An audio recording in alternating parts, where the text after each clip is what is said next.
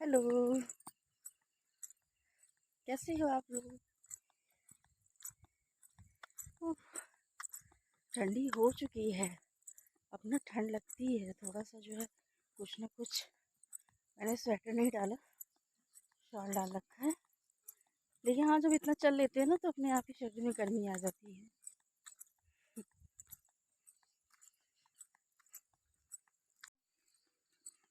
उजाला हो गया ना, चले वापस लौटते। और सूरज भगवान घर से आ रहे हैं।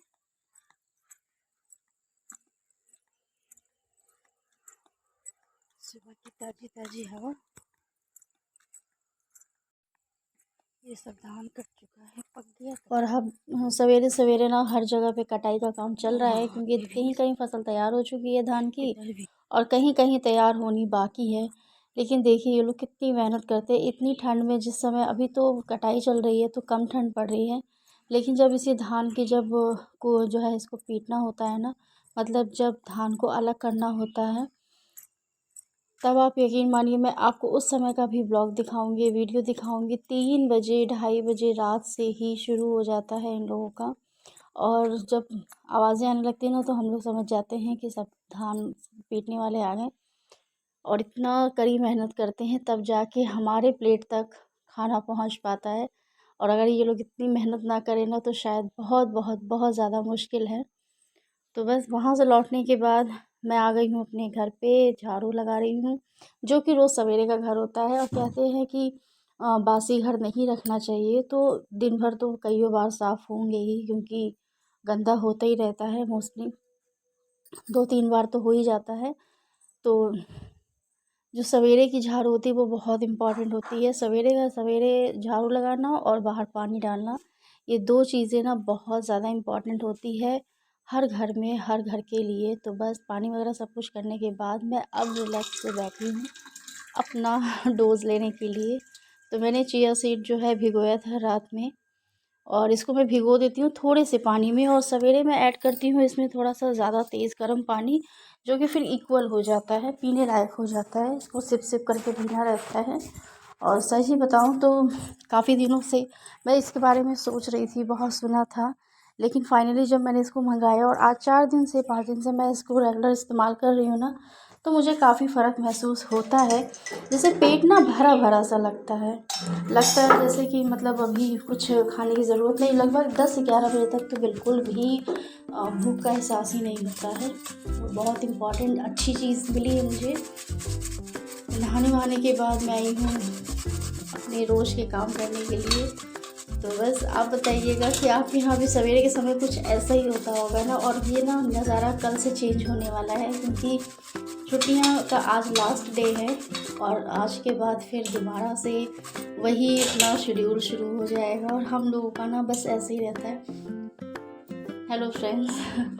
तो ये मेरी पहली चाय है, जो कि स्नान करने के बाद ही मोस्टली मैं पीती हूँ, और ये बिना शुगर की चाय होती है। और सबसे इम्पॉर्टेंट काम ये है कि सेकंड थर्ड चीज़ में मैं आपको बता दूँ कि जब आप एक उम्र के बाद ना 35-40 के लगभग जब आप पहुँच जाते हो ना, तो शरीर को काफ़ी मात्रा में बहुत सी चीज़ों की ज़रूरत हो जाती है, और बहुत सी ओवर हो जाती है ना, उसको भी कम करने के लिए ज़रूरी है कि आप अपने डाइट प्लान में और अपने जो है रोज़ के शेड्यूल में थोड़ा सा बदलाव ज़रूर करें।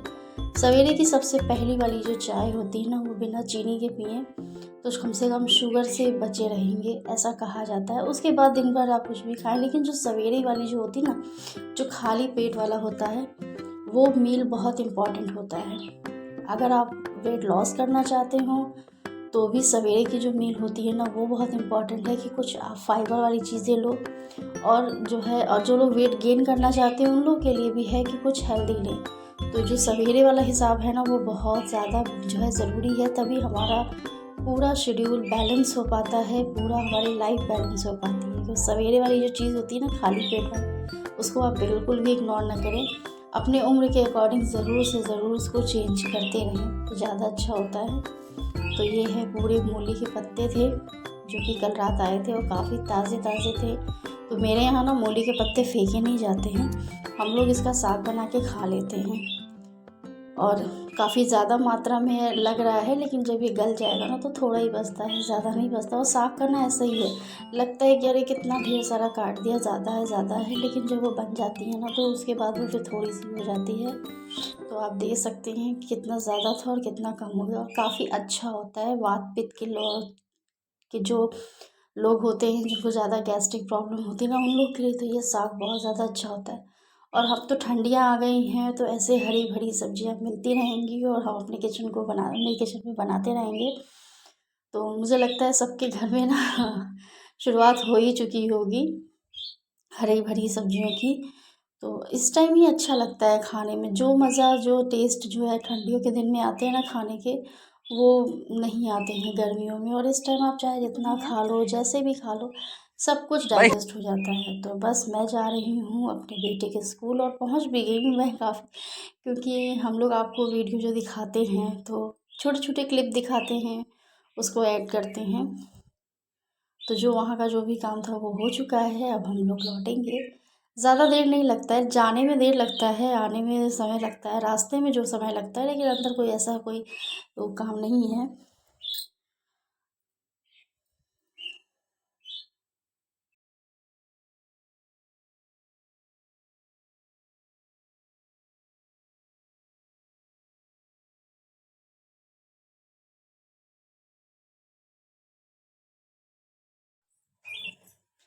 तो गए हैं तो थोड़ी सी खरीदारी भी कर लें। थोड़ी सी खरीदारी क्या, बहुत ज़्यादा नहीं था, कुछ सामान थे जो लेना था, उसे हम लोगों ने लिया और लेने के बाद वापस अपने घर को। और सही बताऊँ तो सामान लेने में जो है बिल्कुल सर दर्द होने लगा मेरा। तो बिल्कुल मेरा तो मन ही नहीं कर रहा था कि मैं यहाँ रुकूँ, क्योंकि आज मार्केट में बहुत ज़्यादा भीड़ थी, बहुत ज़्यादा भीड़ थी। और दुकान में भी ना, दुकान वाले भैया लोग के पास इतना ज़्यादा समय ही नहीं था। और आप देख सकते हो कि बिल्कुल साड़ियों की दुकान, बिल्कुल इतनी ज़्यादा रश था आज मार्केट में भी कि बिल्कुल मुझे तो ध्यान ही नहीं था। मुझे लौट जब मैं वहाँ पहुँची ना तो मुझे समझ में आया कि अच्छा आज भीड़ इसलिए है क्योंकि अगले दिन करवा चौथ है, तो होता है भीड़ वाले दिन। और अभी ना जो है दुर्गा पूजा ख़त्म हुई है, तो वो वाली भीड़ थी जो है, अभी छठी भी नहीं थी और दोबारा फिर से भीड़ है। अभी फिर दिवाली आएगी, मतलब अभी तो बाज़ार में काफ़ी ज़्यादा भीड़ होनी ही है। तो बस उसके बाद थोड़ी सी पेट पूजा भी ज़रूरी है, और इसे बहुत पसंद है ये। और ये जो हाँ जो जगह है ना, ये हम लोगों की सबसे फेवरेट जगह पे है। तो हम लोग को बहुत अच्छा लगता है इस जगह पे जाके, कुछ भी खाना होता है ना तो हम लोग यहीं पे जाके खाते हैं।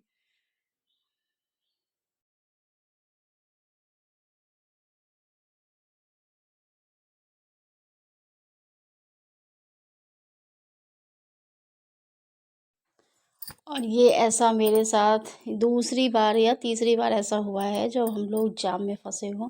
मतलब रेलवे फाटक है यहाँ पे, और इसकी वजह से इतना लंबा जाम लगता है। वो तो सबके शहरों में लगता होगा, हमारे शहर में तो मुझे लगता है कुछ ज़्यादा ही लगता है।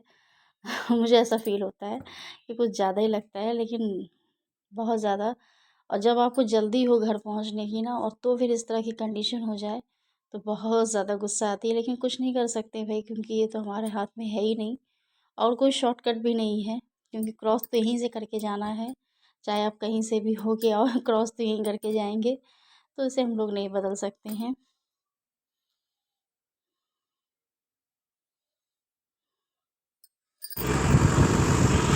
बस जल्दी जल्दी घर पहुँचते हैं तो आपको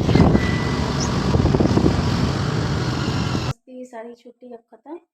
कल से फिर से वही पुराना शेड्यूल फिर से शुरू हो जाएगा। सवेरे उठना, टिफिन बनाना, बच्चों का भी शेड्यूल फिर से अपने उस पे आ गए, क्योंकि अब की बार काफ़ी ज़्यादा लंबी छुट्टियाँ मिली थी। मतलब अप्रॉक्स कम से कम 12 दिन की छुट्टी थी। यस, 12 दिन की छुट्टियाँ हुई थी एग्ज़ाम ख़त्म होने के बाद। तो काफ़ी थोड़ा सा बैलेंस जो होता है ना, वो बिगड़ जाता है छुट्टियों में। लेकिन कल से फिर वापस अपने शेड्यूल पे, अपने टाइमिंग पे, बच्चे भी अपने टाइमिंग पे, मम्मा भी अपने टाइमिंग पे। तो फिलहाल अभी चलते हैं थोड़ा सा कुछ, वैसे हम लोग खा हुआ के आए थे फिर भी।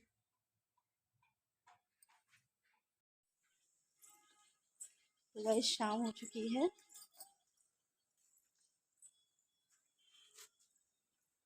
शाम हो चुकी है।